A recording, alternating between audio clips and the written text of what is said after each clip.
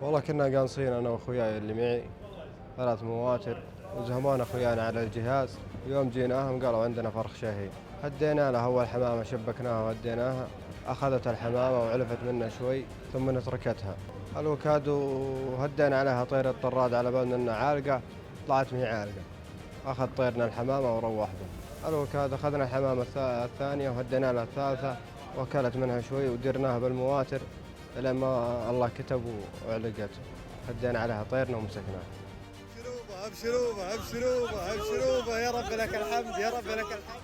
والله تقريبا يمكن 3 ساعات إلى 4 ساعات. الحمد لله ترتيبات طيبة وكل الأمور طيبة ومستتبة، كل شيء منظم والتنظيم من أحسن ما يكون. يرضي الجميع وينصف للجميع.